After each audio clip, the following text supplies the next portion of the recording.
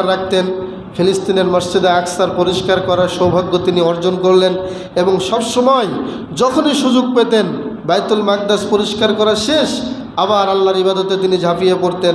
মোট কথা কখনোই তিনি অলসতার সময় কাটান নাই এবং তাকে দেখাশোনা করার জন্য প্রায়ই এই মসজিদে আকসায় আসতেন তার খালু জাকারিয়া আলাইহিস সালাতু ওয়াস সালাম। এবং একদিন একটা আজব ঘটনা ঘটল।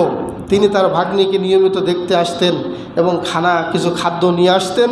তো হঠাৎ করে তার ভাগ্নি মারিয়ামের কাছে এসে কিছু ফল দেখতে পেলেন, যেই ফলগুলো সচরাচর পাওয়া যায় না, যেই খাবারগুলো সচরাচর দেখা যায় না। এই খাবারগুলো যখন তিনি ভাগ্নির কাছে দেখলেন, দেখে বললেন, অর্থাৎ তিনি শীতকালে আসলে গ্রীষ্মকালীন কিছু ফল দেখলেন এবং গ্রীষ্মকালে আসলে শীতকালীন কিছু ফল তিনি দেখতে পেলেন। ভাগ্নিকে জিজ্ঞেস করলেন যে, ভাগ্নি, এগুলো কোথা থেকে আসছে? এগুলো তুমি কোত্থেকে পাও? কে দেয় এগুলো? তো এই কথাকেও আল্লাহ তাআলা সূরা আলে ইমরানে সুন্দর করে তুলে ধরেছেন। বলেন সুবহানাল্লাহ। তার মাঝে এবং তার ভাগ্নির মাঝে যে কী কথা হয়েছিল এটা আল্লাহ কোরআনের আয়াত আকারে আমাদের জন্য কোরআনে তিনি উল্লেখ করেছেন। সুবহানাল্লাহ। সেটা হলো আল্লাহ তাআলা বললেন, কুল্লামা দাখালা আলাইহা যাকারিয়াল মিহরাব ওয়াজাদা ইনদাহা রিজকা।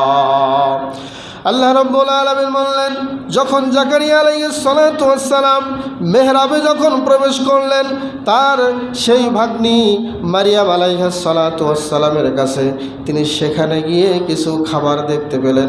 ক্বালা ইয়া মারিয়াম, তিনি বললেন, হে আমার ভাগ্নি মারিয়াম, আন্না লাকি হাযা, এগুলো কোত্থেকে পাইলে, কোত্থেকে আসলো?